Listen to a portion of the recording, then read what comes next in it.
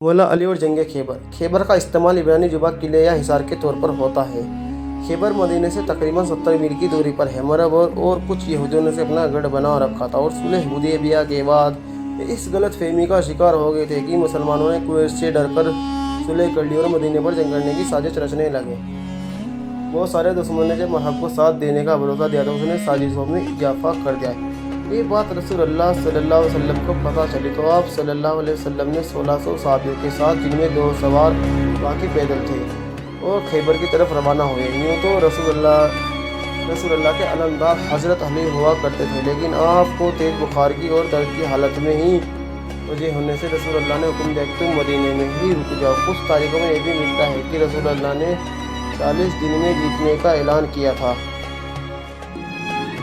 اور اس وجہ سے یہ جنگ صرف شجاعت کی نہیں بلکہ صداقت کی بھی بن گئی تھی۔ مرحب یہ چاہتا تھا کہ تو رسول اللہ کو ہرا دے یا کسی طرح 40 دن گزار لے تاکہ رسول اللہ صلی اللہ علیہ وسلم کو جھوٹا ثابت کر سکے۔ پہلے دن سے ہر بڑے صحابہ رضی اللہ تعالیٰ عنہ نے قلم اٹھایا اور جیت کی خاطر آگے بڑھے، لیکن جیت نہ سکے۔ یہاں تک کہ کئی صحابہ رضی اللہ تعالیٰ عنہ بار کچھ بھاگ کر واپس آ گئے، کچھ اپنی ہمت سے ٹکراتے ہوئے واپس آئے۔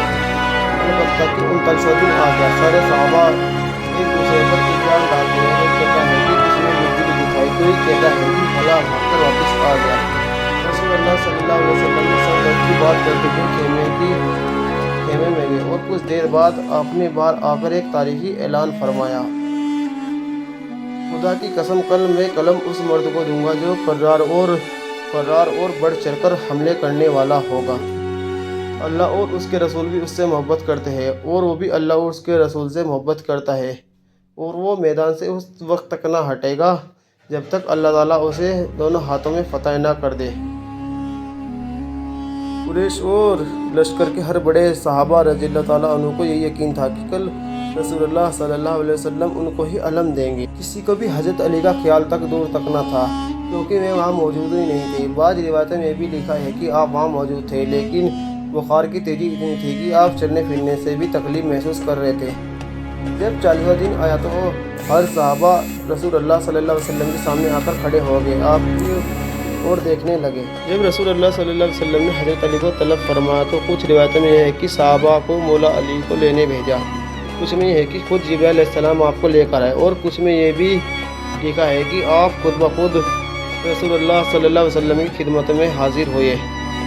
جب حضرت علی آئے تو میرے پیارے آقا صلی اللہ علیہ وسلم نے ان کا سر اپنے جانوں پر رکھ کر اپنا لعاب ان کے ماتھے پر لگایا، جس سے آپ پر چھایا درد اور بخار سردی کے اثرات ختم ہو گئے، اور حضرت محمد مصطفیٰ صلی اللہ علیہ وسلم نے ان کے لیے دعا بھی کی۔ فرمایا کہ اے پروردگار، علی کو گرمی اور سردی کے اثرات سے محفوظ رکھ اور دشمنوں کے مقابلے میں اس کی نصرت والی مدد کر۔ اس کے بعد آپ صلی اللہ علیہ وسلم نے اپنے دستے مبارک سے امیر المومنین کو زہرا پہنائی اور تلوار دی اور حکم دیا کہ خیبر طے کرو۔ آپ حضرت علی نے پوچھا کہ یا رسول اللہ، کب تک واپس آؤں؟ تو آپ نے جواب دیا کہ جب تک فتح نہ کر دو۔ حضرت علی نے تیزی سے قلعے کی طرف بڑھی اور ایک پتھر پر علم کاٹ دیا۔ دشمن نے جب اوپر سے دیکھا کہ حیرانی سے پوچھا کہ تم کون ہو؟ حضرت علی نے فرمایا، میں علی بن ابی طالب ہوں، تمہاری شکست اور موت یقینی ہے۔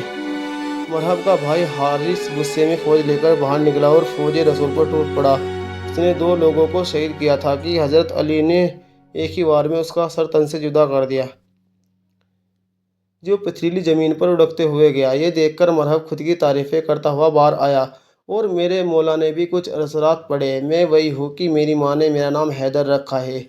میں شیر مرد ہوں، شجاعت کا اسد ہوں۔ میں وہی ہوں کہ جس کی کلائی شیر کی طرح مضبوط اور گردن موٹی ہے۔ میں تم پر ایسا وار کروں گا کہ جوڑوں بند کو توڑ دے اور حریفوں اور درندوں کا لقمہ بننے کے لیے چھوڑ دوں گا۔ میں ایک شریف باعزت طاقتور جوان کی طرح تمہیں موت کے گھاٹ اتاروں گا، قتل کروں گا۔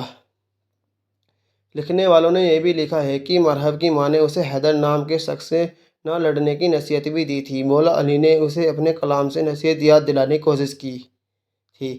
آخر اس بدبخت نے آگے بڑھ کر مولا علی پر ایک وار کیا جو خالی گیا، لیکن مولا علی نے اس کے سر پر ایک ایسی ضرب لگائی جو اس کے سر کی ہڈیوں کو کاٹتے ہوئے اس کے جسم کو 2 حصے چیرتے ہوئے زمین تک پہنچ گئی اور مرہم میدان پر گر گیا اور فوراً مر گیا۔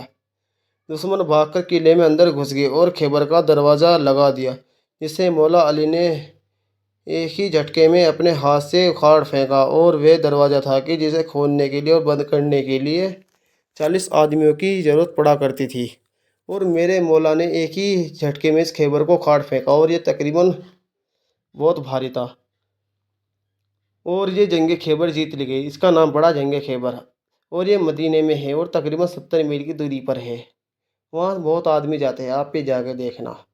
اس ویڈیو کا میں اختتام کرتے ہیں۔ السلام علیکم رحمۃ اللہ وبرکاتہ۔